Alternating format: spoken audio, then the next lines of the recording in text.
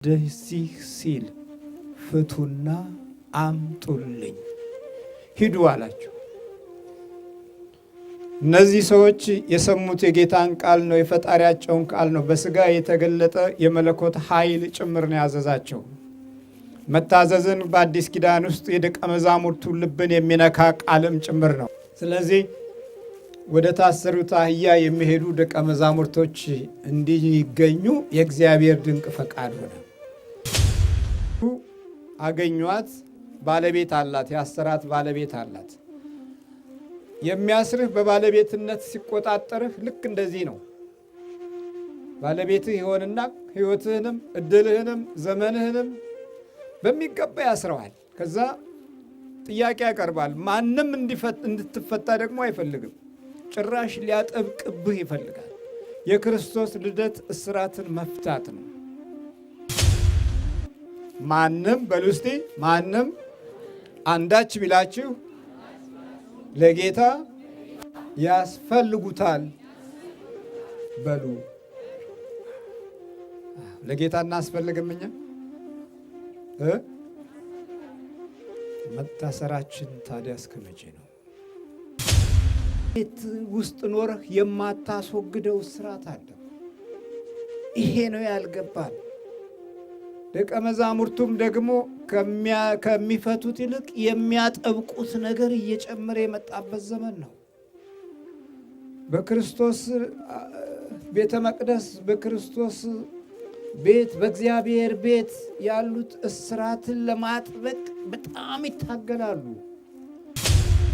የተረበሸ ነፍስ ነው ያለን። ይሄኛውን አካልህንማ በብዙ መንገድ ልታታልለው ትችላለህ። ውስጣዊ አካልን ግን ማታለል አይቻልም።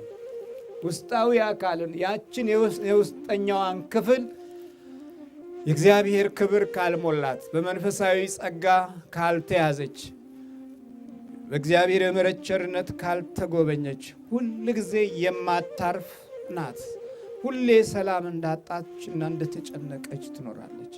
ሰው አልገባውም። ይሄ ነጩማ ምን በብዛት ስለማይገባው የእሱን ባህሪ ተከትለን ስለምንሄድ የበለጠ እስራቶቻችን ብዙ አይነት ይሆናል። ይሄ የነጩ ልክፍት እስራት አንድ ሌላ ነገር ነው።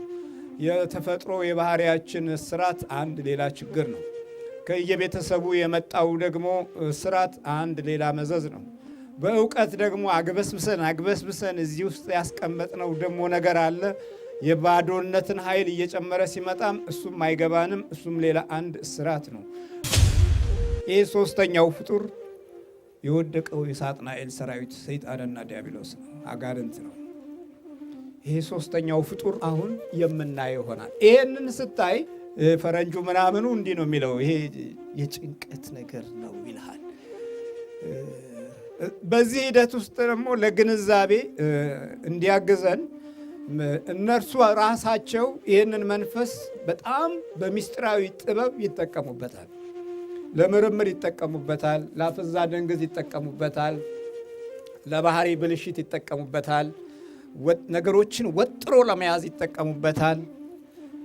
ሚስጥር ለማወቅ ይጠቀሙበታል። የሰዎችን ሕይወት አቀዝቅዞና አዳፍኖ ለመምራት ይጠቀሙበታል። በዚህ መካከል ግን ሌሎች ሰዎች አሉ። እነዚህ ሌሎች ሰዎች እኔ እናንተ ነን። በትምህርት ተቋማቸው ይሄንን አይነግሩህም፣ ግን ከመናፍስቱ ጥበብና ባህሪ ጋር በተዛመደ አቅጣጫ ሊመሩህና ሊያስተጋቡልህ ይፈልጋሉ።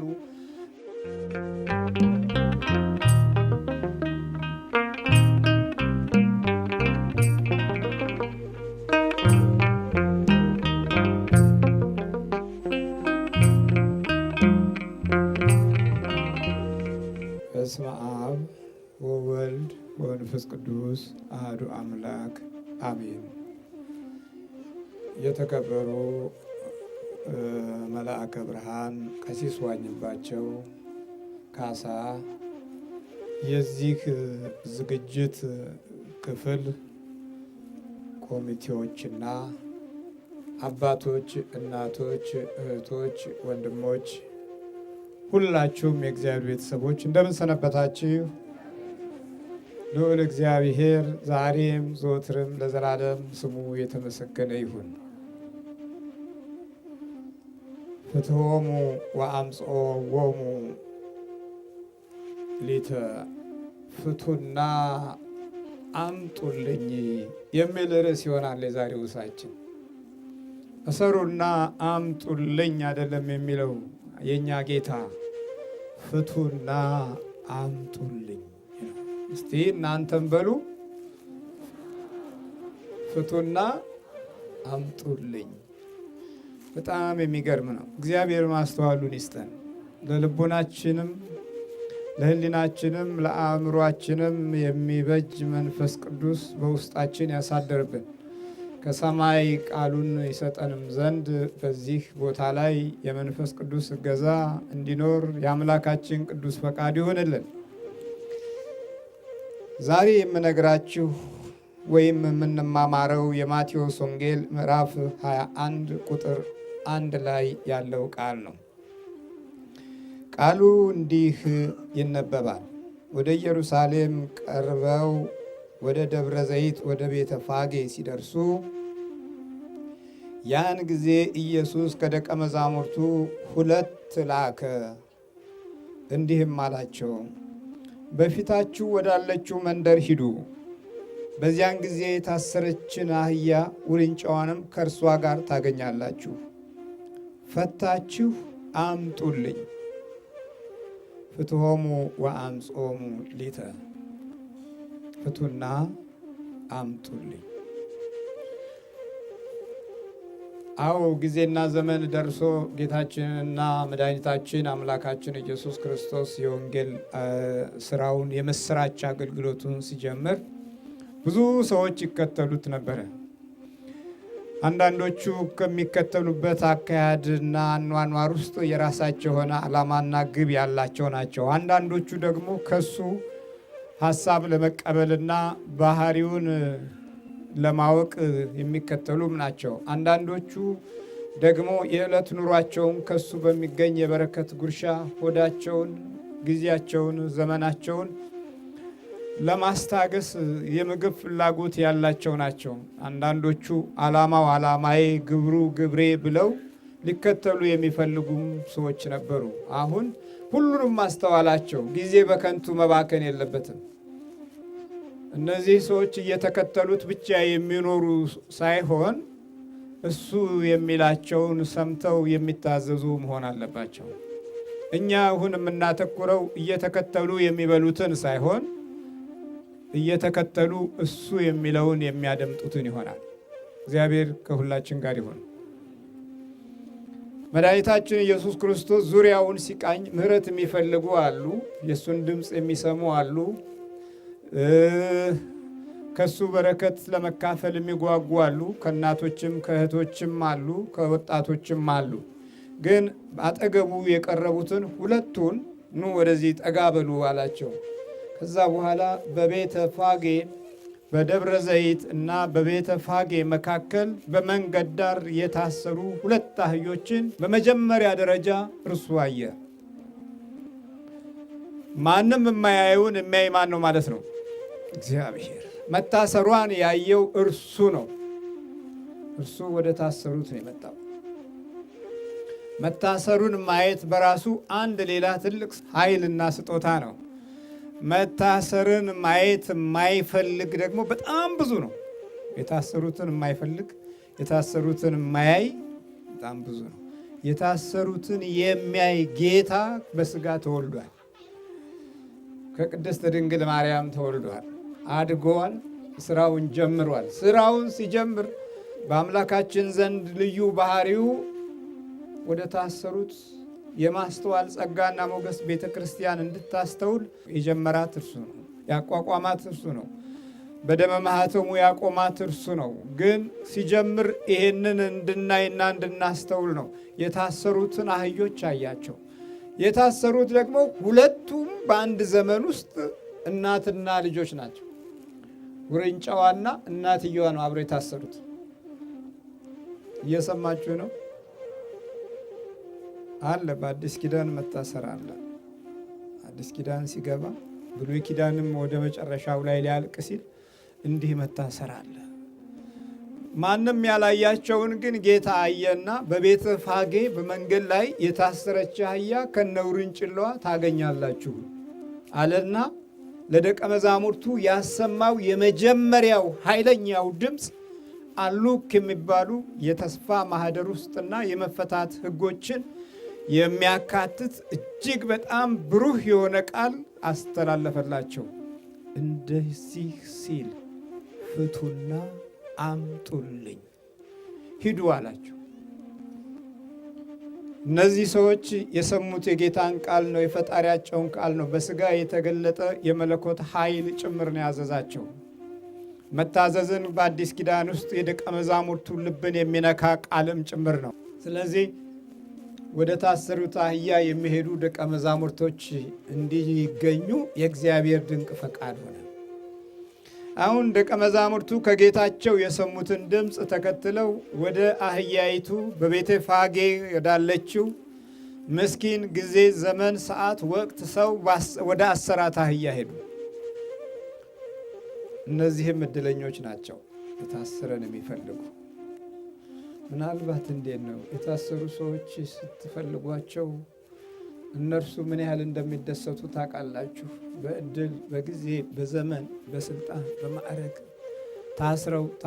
ታስረው የክርስቶስ ድምፅ የሚያስፈልጋቸው እኮ ብዙ ናቸው። ገንዘብ ያሰረዋለ፣ ክፋት ያሰረዋለ፣ ተንኮል ያሰረዋለ፣ ምቀኝነት ያሰረዋለ፣ መንፈስ ያሰረዋለ። ምድራችን በአጠቃላይ የእስር ኃይል መግለጫ ናት። ግን የሚያየን ኃይል ያስፈልጋል። እንዲህ የሚል ወደ ታሰሩት ሂዱ። የታሰሩትን የሚፈልግ ወገን በጣም ያስፈልጋል። ሄዱ። አሁን ሲሄዱ አህያይቱን ከነውርንጭላይቱ አገኟት። ነገ ወደ ሰው እንዲሄዱ ወደ ታሰረች አህያ ላካቸው። አያችሁ የእግዚአብሔር ትምህርት። እስቲ መጀመሪያ የታሰረችውን አህያ ፍቱ አላችሁ። እሺ መታዘዛችሁንና አለመታዘዛችሁን የማየዋል። የታሰረችውን ስትፈቱ ነው። ሄዱ፣ አገኟት። ባለቤት አላት፣ ያሰራት ባለቤት አላት። የሚያስርህ በባለቤትነት ሲቆጣጠርህ ልክ እንደዚህ ነው። ባለቤትህ ይሆንና ሕይወትህንም እድልህንም ዘመንህንም በሚገባ ያስረዋል። ከዛ ጥያቄ ያቀርባል። ማንም እንድትፈታ ደግሞ አይፈልግም። ጭራሽ ሊያጠብቅብህ ይፈልጋል። የክርስቶስ ልደት እስራትን መፍታት ነው። ከዛ ሊፈቱ ሲሄዱ ምንድን ነው አሉ። ባለቤትየው ያሰራት ምንድን ነው? ምን እያደረጋችሁ ነው ሲል ጌታ ደግሞ እንዲህ ብሏል። ማንም አንዳች ቢላችሁ ለጌታ ያስፈልጉታል በሉ። ማንም በሉ እስቲ፣ ማንም አንዳች ቢላችሁ ለጌታ ያስፈልጉታል በሉ። ለጌታ እናስፈልግም እኛ መታሰራችን ታዲያ እስከ መቼ ነው? እድላችን፣ እውነተኛ ማስተዋላችን ታስሮብን እኮ በብዙ መንገድ ጨንግፈናል። እስራቱ ደግሞ አንተ የምታየው ሰንሰለት አይደለም፣ የመንፈስ እስራት ነው። የመንፈስ እስራት ነው። የጉዳት እስራት ነው። የእርግማን እስራት ነው። የአመፃ እስራት ነው። የኃጢአትም እስራት ነው። የግፍ እስራት ነው። የተላለፈ የበደል ውርደትም እስራት አለ። በእውቀትም አታስወግደው፣ በትምህርትም አታስወግደው፣ ትልልቅ ተቋም ውስጥ ገብተህ የማታስወግደው፣ ገንዘብ ይዘህ የማታስወግደው፣ ሀብት ይዘህ የማታስወግደው፣ የተንደላቀቀና የሞቀ ቤት ውስጥ ኖረህ የማታስወግደው እስራት አለ። ይሄ ነው ያልገባል። ደቀ መዛሙርቱም ደግሞ ከሚፈቱት ይልቅ የሚያጠብቁት ነገር እየጨመረ የመጣበት ዘመን ነው። በክርስቶስ ቤተ መቅደስ፣ በክርስቶስ ቤት፣ በእግዚአብሔር ቤት ያሉት እስራትን ለማጥበቅ በጣም ይታገላሉ። እንድትፈታ አይፈልጉም። እንድትድን አይፈልጉም። እንድትሰቃይ ይፈልጋሉ። ምቀኝነትን ለማቆየት ይታገላሉ። ግፍን ለማቆየት እርግማንን ለማቆየት ብርቱ ጉልበት አላቸው። ገንዘባቸውም ዕውቀታቸውም ከግፍ ጋር ለማያያዝ ይሮጣሉ። ታዲያ መቼ ነው የምንፈታው? ለጌታ ያስፈልጓችኋል በሉ። መቼ ነው ለአምላክ ያስፈልጓችኋል? መቼ ነው የምንለው? ለአምላክ የምናስፈልግነን መቼ ነው የምንለው? እንዲህ በሉ ነው ያለው። አስማት ያዙ አይደለም ያለው። አህያይቱን ከነውርንጭላዋ ያሰራት ሰው ሲጠይቃችሁ ለጌታ ያስፈልጉታል በሉ። አስማት ነው ይሄ ነው ወይ? አስማት ሲያስሱ የሚኖሩ አሉ። ከአገር አገር ከበረሃ በረሃ የአስማት ቅጠል የሚፈልጉ አሉ። እጽዋት የሚፈልጉ አሉ። ይሮጣሉ። የሚገርመው እንዲህ ማለት ብቻ ነው ለመፍታት። ለጌታ ያስፈልጉታል በሉ። ልቀቅ ነው፣ ሌላ ነገር የለም። ስንቶቹ ደክመዋል። እድሜያቸውን ስንቱ ጨርሰዋል። ብዙዎቻችን የተወለድባቸው ጉልበቶችና አካሎች ምናምንቴ ነገር ቀብረው የኖሩ ቤተሰቦችን አሳልፈናል።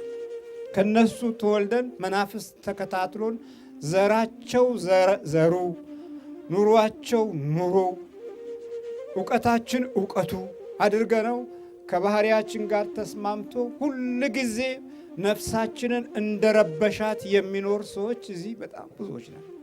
የተረበሸ አካል ሳይሆን የተረበሸ ነፍስ ያለን፣ የተረበሸ ነፍስ። እግዚአብሔር ነፍሳችንን በእውነት በመንፈሳዊ ጸጋ ያድነን። የተረበሸ ነፍስ ነው ያለን። ይሄኛውን አካልህንማ በብዙ መንገድ ልታታልለው ትችላለህ። ውስጣዊ አካልን ግን ማታለል አይቻልም። ውስጣዊ አካልን ያችን የውስጠኛዋን ክፍል የእግዚአብሔር ክብር ካልሞላት፣ በመንፈሳዊ ጸጋ ካልተያዘች፣ በእግዚአብሔር የምሕረት ቸርነት ካልተጎበኘች ሁል ጊዜ የማታርፍ ናት። ሁሌ ሰላም እንዳጣች እና እንደተጨነቀች ትኖራለች። ሰው አልገባውም። ይሄ ነጩማ ምን በብዛት ስለማይገባው የእሱን ባህሪ ተከትለን ስለምንሄድ የበለጠ እስራቶቻችን ብዙ አይነት ይሆናል። ይሄ የነጩ ልክፍት እስራት አንድ ሌላ ነገር ነው። የተፈጥሮ የባህሪያችን እስራት አንድ ሌላ ችግር ነው። ከየቤተሰቡ የመጣው ደግሞ እስራት አንድ ሌላ መዘዝ ነው። በእውቀት ደግሞ አግበስብሰን እዚህ ውስጥ ያስቀመጥነው ደግሞ ነገር አለ። የባዶነትን ኃይል እየጨመረ ሲመጣም እሱም አይገባንም። እሱም ሌላ አንድ እስራት ነው። ኑሯችን አንድ ሌላ ነገር ነው። በረከት አጥተን የምናደርገው ትግል ሌላው ደግሞ ጉዳታችን ነው። በዕድሜያችን ውስጥ አለን የምንለውን ነገር ስናስበው ሁሌ ባዶ ነው፣ ሁሌ ችግር ነው፣ ሁሌ ሰቀቀን ነው፣ ሁሌ ፍርሃት ነው። ይህም ደግሞ ሌላ እስራት ነው። ኧረ እባካችሁ ለጌታ ያስፈልጉታል በሉ። ልጆች ብንወልድም ለጌታ ያስፈልጉታል በሉ። ኑሮ ብንጀምርም ለጌታ ያስፈልገዋል በሉ። እስራት ውስጥ እንዳይገባ። ጠያቂ አለብህ። በጣም ይጠይቃል፣ ያሰረህ ይጠይቃል፣ ላለመልቀቅ ይታገልሃል። እዚህ ማሸነፍ ያውቃል። ይሄ ብቻ ነው። ማንም አንዳች ቢላችሁ ለጌታ ያስፈልጉታል በሉ። እስራት አንድ፣ በባህሪ መታሰር 95% ይሄ የኛ ትውልድ የባህሪ እስራት አለበት። የባህሪውን እስራት የሚመሩት ደግሞ በተለያዩ ጊዜና ሰዓት ከህይወቱ ጋር የተዛመዱ የምናቃቸው ወይም የማናቃቸው ግልጽ ያልሆኑልን ፍጥረቶች ሶስተኛ አካል ወይም ሁለተኛ አካል ሆነው በባህሪያችን ውስጥ ገብተዋል። አንደኛው አካላችን ይሄኛው የተፈጥሮው ነው። አፍንጫችን፣ አይናችን፣ የምንታጠበው፣ የምናለብሰው ይሄኛው ተፈጥሮአዊ ደማዊ ስጋዊ አካላችን ነው።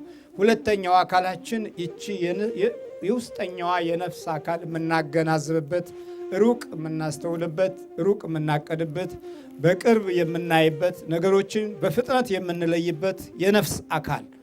እንስሶችም አላቸው፣ ነፍስ አላቸው። ነፍሳቸው ግን ዙሪያውን የሚያስቡበት ነፍስ አይደለም። የእኛ ነፍስ ከእግዚአብሔር አምላክ ዘንድ የተሰጠችን የሕያው እግዚአብሔር ሕያው እስትንፋስ ስለሆነች እንደ እግዚአብሔር እንድናስብ እሱ አስቀድሞ እግዚአብሔርነትን አካፍሎናል። በእሳቦትም የአቅማችንን ያህል እንድናስብ ስጦታ ሰጥቶናል። በዚህ መንፈሳዊ እሳቤ ውስጥ የመንፈስ ቅዱስ አለ የለም የሚለው ጥያቄ ላይ ብዙዎቻችን አሁን ግልጽ አይደለም። ሰውነታችን የሶስት ነገር ጦር ሜዳ ነው። የመጀመሪያው ጦር ሜዳ በማንነታችን ውስጥ ያለ ፕሮግራም ነው። በአኗኗራችን፣ በቤተሰባችን፣ በእናቶቻችን፣ በአባቶቻችን፣ በልጆቻችን እና በዛ መካከል የምንሄድበትን አኗኗር የምናገናዝበውና የምናስብበት አካላዊ ህልውና ሲኖረን፣ ሁለተኛው የእግዚአብሔር መንፈስ ነው። የእግዚአብሔር መንፈስ ካላገዘን እንጨነቃለን። የእግዚአብሔር መንፈስ ካላገዘን ተስፋ እንቆርጣለን። የእግዚአብሔር መንፈስ ካላገዘን እንበሳጫለን፣ እንናደዳለን። አንድ ሰው ብቻውን ቁጭ ብሎ ማንም ሳይነካው ይበሳጫል። በተለይ ደግሞ እዚህ ኢሮፑ ምናምን እዚህ በነጩ ሀገር በብዛት ስትወጣ ለብቻ ታወራለህ። ለብቻ ቁጭ ብለህ የሚገርም ነው። እንደው ጓደኛ እንዳለው ነው የምታወራው። ወሬ አንድ ከህይወቱ ውስጥ ታወራለህ። ወሬ ሁለት ለብቻ ድምፅ አውጥተህም ታወራለህ፣ ተኝተህም ታወራለህ። ይሄ የጭንቀት የመንፈስ ቅዱስ መራቅ ምልክት ነው። እየሰማችሁ ነው? ስለዚህ የመንፈስ ቅዱስ ኃይል ከሌለ ህይወትህ የነገሮች ሁሉ መዋጊያ ጦር ሜዳ ይሆናል። ሶስተኛው ደግሞ ፍጡር ሆኖ መንፈስ የሆነ ኃይል አጠገብህ አለ። ሶስተኛ ፍጡር ዓለማችን ያላወቀው ላብራቶሪ ያላገኘለት ኑክሌር እና ሳይንስ ኤክስሬ እና ሬይ በሙሉ እነዚህ ያልደረሱበት ሶስተኛው ፍጡር አለ። ያ ሶስተኛ ፍጡር በሳይንስ አታገኘውም፣ በላብራቶሪ አታገኘውም፣ በዩኒቨርሲቲ ተቋም አታገኘውም፣ አልፎም ተርፎ እርምጃ ወስድበታለሁ ብለህ በመሳሪያ አታገኘውም፣ በጨረርና በባክቴሪያ እንኳን አታገኘውም። የሱ የሆነ ባክቴሪያ እንኳን ፈጥረህ አስወግደዋለሁ የምትልበት ኃይል የለም። ይሄ ሶስተኛው ፍጡር የወደቀው የሳጥናኤል ሰራዊት ሰይጣንና ዲያብሎስ ነው፣ አጋንንት ነው። ይሄ ሶስተኛው ፍጡር አሁን የምናየው ይሆናል። ይሄንን ስታይ ፈረንጁ ምናምኑ እንዲህ ነው የሚለው፣ ይሄ የጭንቀት ነገር ነው ይልሃል። በዚህ ሂደት ውስጥ ደግሞ ለግንዛቤ እንዲያግዘን እነርሱ ራሳቸው ይህንን መንፈስ በጣም በምስጢራዊ ጥበብ ይጠቀሙበታል። ለምርምር ይጠቀሙበታል፣ ለአፍዛ ደንግዝ ይጠቀሙበታል፣ ለባህሪ ብልሽት ይጠቀሙበታል፣ ነገሮችን ወጥሮ ለመያዝ ይጠቀሙበታል፣ ምስጢር ለማወቅ ይጠቀሙበታል፣ የሰዎችን ሕይወት አቀዝቅዞና አዳፍኖ ለመምራት ይጠቀሙበታል። በዚህ መካከል ግን ሌሎች ሰዎች አሉ። እነዚህ ሌሎች ሰዎች እኔ እናንተ ነን። በትምህርት ተቋማቸው ይሄንን አይነግሩህም፣ ግን ከመናፍስቱ ጥበብና ባህሪ ጋር በተዛመደ አቅጣጫ ሊመሩህና ሊያስተጋቡልህ ይፈልጋሉ። ልክ ትምህርት ቤታቸው ስትማር ያንተን ዕውቀት የሚያዳክም ኃይል ይልኩብሃል። በመንፈስ ቅዱስ ካልታገስክ ቀደም ካልካቸው አንድ የሆነ ቦታ ላይ እንድትቀጭጭ አድርገው ቁጭ አድርገዋል። በዚህ በሶስተኛው ፍጡር ስንተኛው ፍጡር? ሶስተኛው ፍጡር ነጮቹ አይጠቀሙበትም ብለህ እንዳታምን፣ ሞኝ እንዳትሆን። ከዛ በኋላ ምን ያደርጉሃል? ጀሌ፣ ሁለተኛ መናጆ፣ ሶስተኛ ቲፎዞ ያደርጉህና ሰይጣን የለም ይሉሃል። ግን እነሱ በዚህ መንፈስ እየመሩ ነው። በዚህ መንፈስ እንድትወድቅ እየታገሉ ነው። በዚህ መንፈስ ሕይወትህ፣ ሰላምህ እንድታጣ ያደርጉሃል። የተለያየ ገጽታ አለው። ዕውቀቱን በሚቀርጹበት ጊዜ አንተ ልክ በዚህ መንገድ እንድትቀረጽላቸው ይፈልጋሉ። ከተቀረጽክላቸው በኋላ የነሱን የምትይዝበትን መንፈስ ይሰጡሃል። የነሱን ብቻ እንድትከተል ያደርጉሃል። ያንተ የሆነውን ባህላዊ ጉዞዎችን ሁሉ ያጣጥሉብሃል፣ ያዳክሙሃል፣ እንድትረሳው ያደርጉሃል። ከዛ በኋላ ከእጃቸው አታመልጥም። ጥገኛ ሆነህ ትኖራለህ።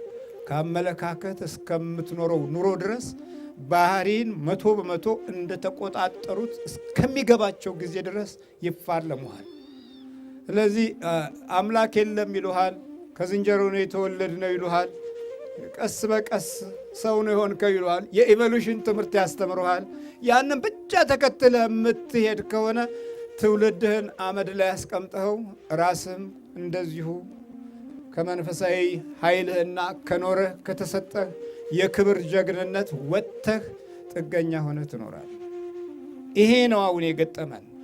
ይሄ ሶስተኛው ፍጡር ትረሳዋለህ። ትውልድህም ቤተሰብህም በዚህ ይመነቃቀራል። ባል ከሚስት፣ ሚስት ከባል ተለያይተው እርስ በርሳቸው ሳይግባቡ ቋንቋቸው ሳይጣጣም ዝም ብሎ ኑሮ መለወጥ፣ ጊዜ መለወጥ፣ እንደ ስፔር ፓርት ኑሮ ትኖራለህ። የሚቀረው እንግዲህ ልብ መለወጥ ነው። አንዳንዴ እሱንም ትለውጠዋለህ። አስቸጋሪ ነገር ነው። ሶስተኛው ፍጡር የህይወታችን ኃይል ውስጥ ሌላ ጦር ሜዳ የሚከፍት ፍጡር ነው። ይህንን እነዚህ ነጮቹ አደነባብረውትና ረስተው እንድትኖር ከላይ ቁንጮው ላይ ያሉት ግን በሚገባ ያውቃሉ። በቴሌቪዥን መስኮት ብቅ ሲሉ የምትፈዝበትን መንፈስ በምታየው ልክ ይልኩብሃል። ማየት ብቻ እኮ ነው። እንዴት ነው አንድ ነገር እስቲ እንደው ቡዳ በላው የሰው አይን ወጋው ምናምን እንል የለ እንዴ? አትሉም እንዴ? ታዲያ ነጩ ምን እንዴ አንተ መውጋት ያቅተዋል እንዴ? ይበልሃል እኮ። እስቲ በደንብ እንዴ ከነጩ እኩል ተመራችሁ የት ደረሳችሁ? የሆነ ቦታ ላይ እኮ አስቀርተዋችኋል። የሆነ ቦታ ላይ እኮ አድክመዋችኋል። የሆነ ቦታ ላይ ይዘዋችኋል። እንድትሄዱ ይገፉና ማንነታችሁ ላይ ስትደርሱ ያንን ማንነታችሁን እንድታጡት ይታገሏችኋል። በተለያየ አይነት መንገድ ነው። ካልጸለይ ካታመልጣቸውም። ቡዳ ነው ይበልሃል። የኛ ቡዳ በጎመን የሚቀናል። እውነቴን ነው የምላችሁ። የሚያናድደኝ ቡዳ ነው በእውነት። በጎመን ነው የሚቀናው። ጮማ ስትቆርጥ ካየ ይበሳጫል። በወደቀ ነገር የሚቀና መንፈስ ነው። ምቀኛ ነው። ምቀኛ ቡዳ ነው። ይሄ የነጩ ቡዳ ግን እንድትበላ ይፈልጋል። ችግር የለበትም። እንድትለብስም ችግር የለበትም። እሱም ላይ ግን እንዳትቀድሞ ይፈልጋል። እየሰማችሁ ነው። ኢትዮጵያውያን ደጎቹና ከአምልኮት ጋር የነበሩት ስለቀደሙ ቂም አላቸው። ብዙ የማይረሳ የታሪክ ቂሞች አሉ። ይሄ እንግዲህ የነፈዘው ትውልድ ላይ ስንደርስ ነገሮችን ምንም ስለማናቅ ችግር ነው እና የነጩ ቡዳ ወደ ላይም እንድትወጣ ይፈልጋል። ስትመለስ ብቻ ችግር እንዲገጥም ያደርጋል። መሰላሉን ያነሳብሃል። እዛ እንድትፈጠፈጥ ይፈልጋል። ስለዚህ የነጩ ቡዳ ስልታዊ ሲሆን፣ የእኛ ቡዳ ከትንሹ ነገር ተነስቶ ማጥፋት ማጥፋት ማጥፋት ማጥፋት ነው እና ይሄንን ካላወቅ ነው ይሄኛውን ሶስተኛው ፍጡር ዘራችንና ትውልዳችን ይበላሻል። መሰረቱን ያጣ፣ አካሄዱ የጠፋው፣ የወደፊት ግቡና ዓላማውን የረሳ ይሆናል። ስለዚህ የሰው ስጋ በሶስተኛው ፍጡር የተጨቆነ ነው። ስለዚህ በፈጣሪና በፍጡር መካከል ያለ ውጊያ የሚገለጥበት የሰው ልጅ ነው። ስለዚህ በሰው ልጅና በሰይጣን መካከል ያለውን ውጊያ የሚያቆምልን ደግሞ የድንግል ማርያም ልጅ ስሙ ማን ነው? ኢየሱስ ክርስቶስ ነው። ከማ የተወለደ? ከቅድስት ድንግል ማርያም የተወለደ ነው። እግዚአብሔር ስሙ የተመሰገነ ይሁን። እሱ ምን አለ? ሁለት ደቀ መዛሙርቱን ጠራና ሁለቱን ነው፣ ሂዱ፣ የታሰረች አህያ በመንገድ ዳር አለች፣ እሷን ፍቱና አምጡልኛል። ከዛ አንዳች ቢላችሁ ለጌታ ያስፈልጉታል በሉ አለ። አህያይቱን ለጌታ አስረክቡ አለ እንጂ ተረከቡና ውሰዷቸው አላለም።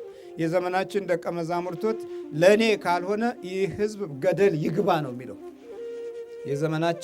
የዘመናችን አገልጋዮች እኔን ካልደገፈ የታባቱ ሙልጭ ብሎ ይጥፋ ነው የሚለው። ኧረ ለጌታ ያስፈልጋል። እናንተ አታስፈልጉም እንዴ? ለጌታ ያስፈልጉታል በሉ። ከዛ በኋላ ሄዱ። ደቀ መዛሙርቱም ሄደው ኢየሱስ እንዳዘዛቸው አደረጉ። ጌታ እንዳዘዘው ማድረግ ደግሞ የታሰሩትን መፍታት ነው አይደል? ታዲያ እንዳትፈቱ እንዴት ነው ትግሉ? ይህን ሰሞን ትግል አልገጠመንም እንዴ? አልተንከራተታችሁም?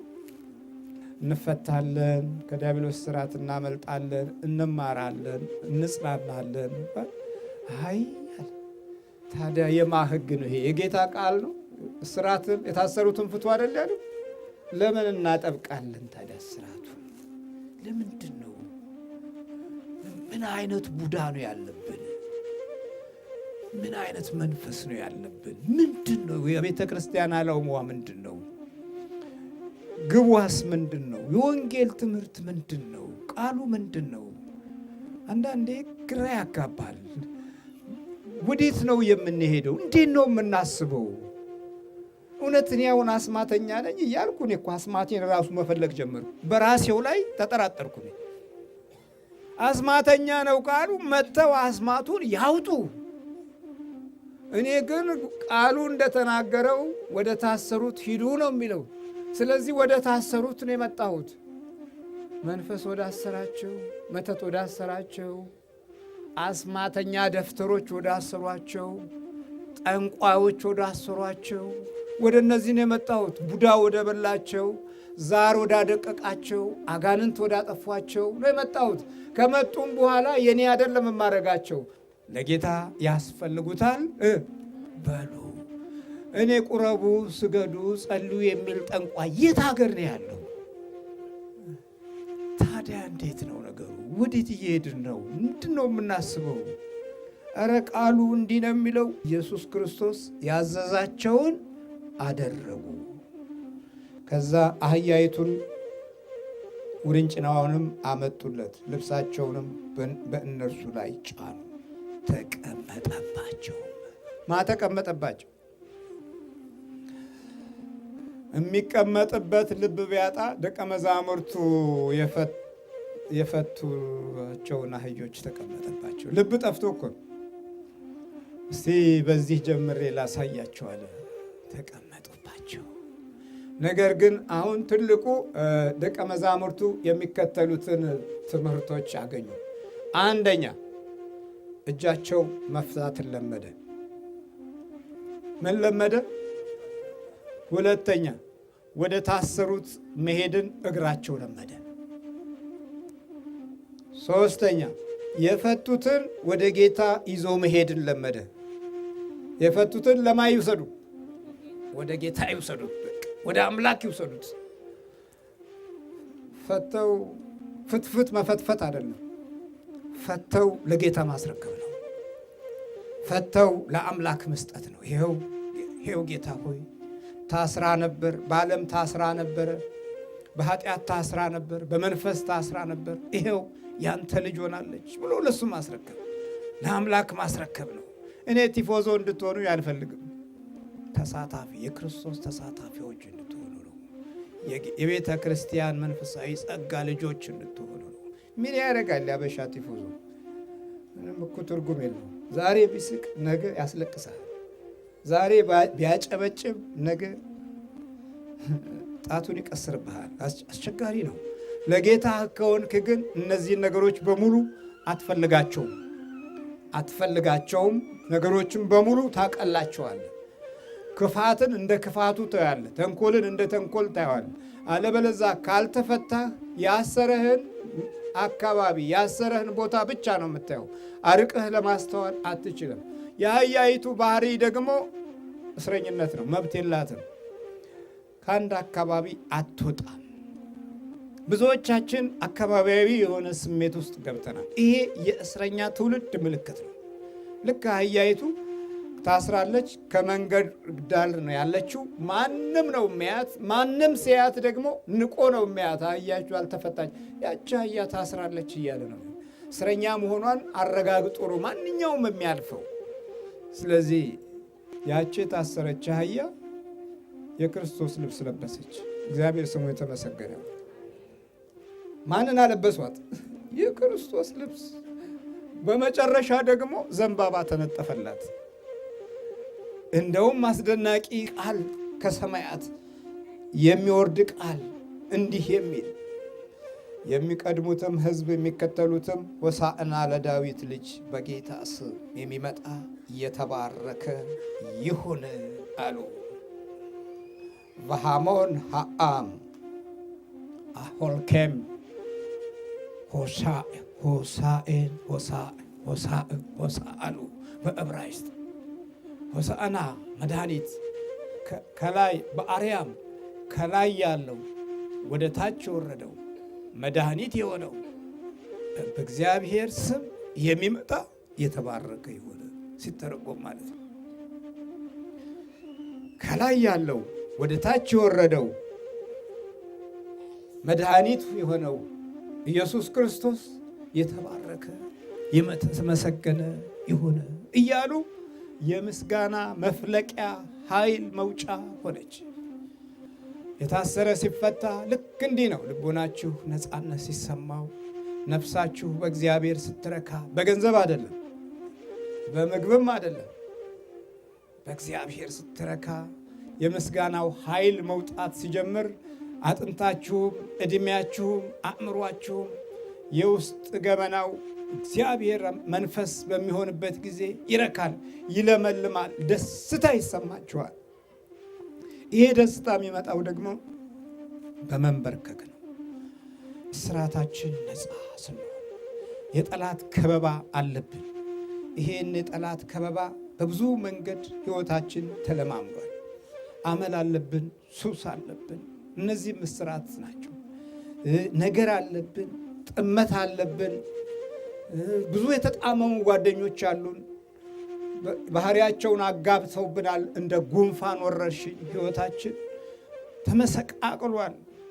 የግንዛቤ የማስተዋል ጠባዮቶቻችን መሰረቱን አጥቶ ደፍርሷል።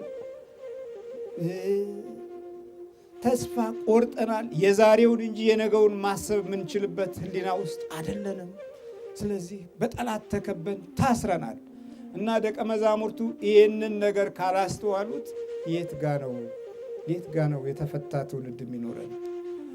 የት ጋ ነው አእምሯችን ከበጎ ነገር ጋር በሚያረካ መንገድ አስበን በወደፊቱ ሕይወታችን ላይ መልካም የጸጋ ሰዎች ሆነን የምንኖረው? ምኑ ጋ ነው? ለእንጀራ ብቻ ነው የምንኖረው? ይሄ ዋከባ ኑሮ እስከ መቼ ድረስ ነው ውስጣዊ እርካታችንን አሳጥቶን የምንኖረው? እንዴት ነው? የሚከተሉት ባህሪያቶች ሕይወታችን ውስጥ አሉ። የመንፈስ ቅዱስ ደስታ ስለሌለን በስጋ በትንሹ እንስቃለን፣ በትንሹ ደግሞ እናኮርፋለን። የእግዚአብሔር ክብር ስለተለየን ሁል ጊዜ አንደበቶቻችን በጸጋ የተቀመሙ ቃሎችን የሚያወጡ አይደሉም። በጸጋ የተቀመሙ በነገር የተቀመሙና በተስፋ መቁረጥ የተበላሹ ስለሆኑ ቋንቋዎቻችን ራሱ ብዙ መሰረታዊ ነገሮች የጎደሉት ነው። ጸጋ የጎደለው ቃል ነው። ክብር የጎደለው ቃል ነው። በረከት የጎደለው ቃል ነው። ስለዚህ ሕያው የሆነ ድምፅ አይደለም የሚወጣው ብቻ አንድ የተንኮል ኃይል ያለው ነገር ይወጣል። ያ በክፉ መታሰራችን ምልክት ነው። መድኃኒታችን ኢየሱስ ክርስቶስ ፍቱና ምን በሉልኝ ነው ያሉ፣ አምጡልኝ ነው ያሉ። ቤተ ክርስቲያን ለመፍታት ነው ነፃነትን ከክርስቶስ ያገኘችው፣ ለማሰር አይደለም። ዛሬ ለማሰር ቀዳሚዎች ሆነናል። ክፉ ነገሮችን ለማቆየት ብርታት አግኝተናል። ስለዚህ እግዚአብሔር አምላክ የሰማነውን በልቦናችን ያሳድርብን። የእግዚአብሔር ኃይልና ጥበብ ከሁላችን ጋር ይሁን። ኢየሱስ እንዳዘዛቸው አደረጉ ይላል እግዚአብሔር አምላካችን ቅዱስ ቃል። እንግዲህ ወደ እናንተ የመጣ ነው ቲያትር ለማሳየት አይደለም። እናንተም ቲያትር ልታዩ የመጣችሁ አይመስለኝም። የሰው ጉዳት ምን ያህል እንደሆነ ለመገንዘብ ከክርስቶስ ኃይልና የማዳን ጸጋና ሞገስ ውስጥ ሕይወታችሁን ለማስገባት የወደፊቱን የነፍስ አመራር ከእግዚአብሔር አምላክ ቃል ጋር በተያያዘ ሕይወታችንን ለማስተማር ነፍሳችንን ለማስተማር ነው የመጣችሁት አይደል እንዴ? ደግሞ እናንተ አታውቁም አይባልም። ምንም አታውቁም አይባልም። ከስንት የተለያየ ዩኒቨርሲቲ ተቋም ወጥታችሁ ውስጣዊ የሆነ ሞራላችሁን በእምነት ጠግናችሁ ነው ቤተ ክርስቲያንን የምታቀል። ጉዳት የለም አይባልም። ጉዳት አለ። ባዕድ ሀገር ያለ ሰው ይጎዳል። ግን አንዴ ወጥቻለሁና ክብሬ ምን ያደርግልኛል ነው ትግሉ። ክብራችንን ከመተው ጋርም ጭምር ነው። በሀገራችን እንደምንኖረው አይደለም የምንኖረው። እርግጥ እዚህ በቀለም የተዋቡ ቤቶች አሉ። ጥሩ መልካም ነው። እንጀራ ባይኖርም እቺ የፈርሜሎ እንጀራ አለን። ግድ የላችሁም። ያለንበት ሁኔታ በጣም አስቸጋሪ ነው። ሌላው ደግሞ በስብዕና የሚኖሩ ሀገሮች ናቸው። ግልጽ ጉዳትህን ሊያሳዩ አይፈልጉም። ፈገግ ያሉ ናቸው። መንገድም ስትጠይቋቸው ፈገግ ብለው ነው እንደ ፏ ይላሉ። አንድ ጊዜ ብልጭ ነው የሚሉት እንደ ባትሪ እና ጥሩ ናቸው። ቆንጆ ነው፣ ቆንጆ ነው። ግን እኛ ምን ወሰደብን ያንን ፈገግታ? ይህን ፈገግታውን እኛ እንዴት አጣ ነው? ወዴት ደረሰብን? ምን ውስጥ ገባ? እምነት ግን የላቸውም። እግዚአብሔርን አያምኑ። እኛ እግዚአብሔርን እናምናለን ያልነው የራሳችን ክርስቲያኖች ጠላት ስንሆን እነሱ የማያምኑት እንዴት ይታዘቡ? የታሰሩትን ፈታችሁ አምጡልኝ። እግዚአብሔር ከስራታችን ይፍታል። ከአመል እስራት፣ ከሱስ እስራት፣ ከነገር እስራት፣ ከተንኮል እስራት የምንድንበትን ጸጋና ሞገስ አምላካችን ይስጠን። እሺ፣ በጌታችን በኢየሱስ ክርስቶስ ስም መተት፣ ዛር፣ ቡዳ፣ ውቃቢ፣ አፍዝ፣ አደግዝ ወደዚህ ትመጣለህ። ዛርና መተት፣ እሰራት፣ አፍዛት የተባልክ እሰርና አፍዝ የተባልክ እየቀጠቀጡ ያዳከሙህ ወደዚህ ትመጣለህ። የዛር መንፈስ፣ የዶክተር ራምፓ መንፈስ፣ የኦሾ መንፈስ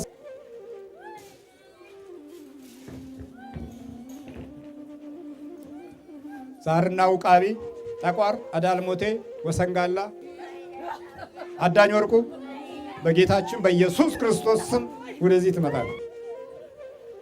ሙሄት፣ አርሜት፣ ደማሚት፣ ቦዠ ይሄ እንዲህ አይነት ዛሮች በጉራጌው ክልል ውስጥ ነው በብዛት ያሉት። ጠቋር፣ አዳልሞቴ፣ ወሰንጋላ፣ ሙጨ ዘሪጋ፣ አዳኝ ወርቁ አይነ ጥላ ይሁን የቤተሰብ ተመልከቱ። ዛር፣ ውቃቢ፣ አፍዝ፣ አደንግዝ በጌታችን በኢየሱስ ክርስቶስ ስም ወደዚህ ትመጣለህ። የቡዳ መንፈስ፣ የትምህርት ቤት የእድል መተት፣ የትምህርት ቤት ቡዳ አተ ያደፈጥ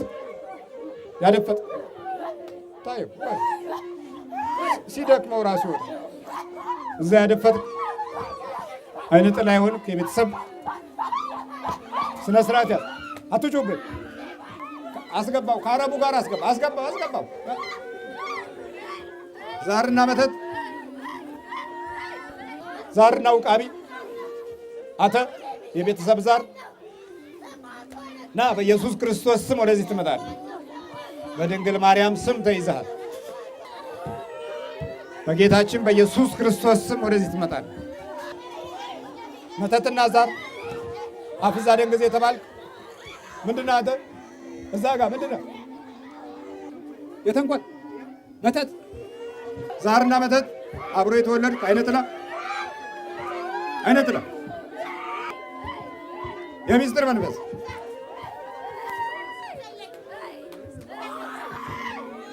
የሚስጥር መተት ና ወደዚህ ቡዳና ዛር ና ግባ እዚህ። ቡዳና ዛር ርኩሳን መንፈስ በሥላሴ ስም ተቃጠል፣ በቅዱስ ሚካኤል ስም ተቃጠል፣ በኢየሱስ ክርስቶስ ስም ተቃጠል። ይኸው በድንግል ማርያም ስም ይኸው ተቃጠል። ለቅሶ ቤት አደረገው። ይኸው የሲኦል መንፈስ ማለት ይሄ ነው። የሲኦል ጩኸት ማለት ይሄ ነው። በኢየሱስ ክርስቶስ ስም ተቃጠል፣ በቅዱስ ሚካኤል ስም በወላዲተ አምላክ ስም ተቃጠል። አውጣ ወደዛ። በኢየሱስ ክርስቶስ ስም ተቃጠል። የዲያብሎስ ሰራዊት፣ የአጋንንት፣ የቡዳ፣ የዛር፣ የመተት መንፈስ፣ የአስማት መንፈስ፣ የምቀኛ የተንኮለኛ መንፈስ በኢየሱስ ክርስቶስ ስም ተቃጠል። በድንግል ማርያም ስም ተቃጠል። ይሁን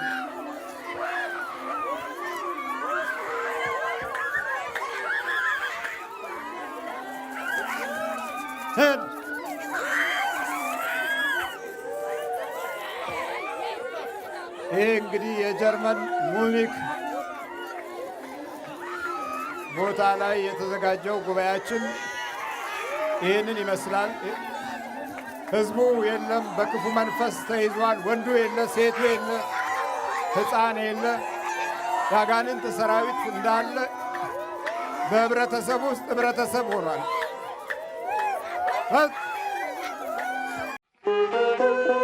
ንቁ ኦርቶዶክስ ተዋሕዶ የጸሎትና የንስሐ መርከብ ማኅበር በእግዚአብሔር ፈቃድ በወንድማችን የኔነ ተስፋዬ አስተባባሪነት ከተመሠረተ ጊዜ ጀምሮ ከሚሰጣቸው ዘርፈ ብዙ መንፈሳዊ አገልግሎቶች መካከል የሐዋርያዊ አገልግሎትና ያሬዳዊ ዝማሬዎች አንዱ ነው።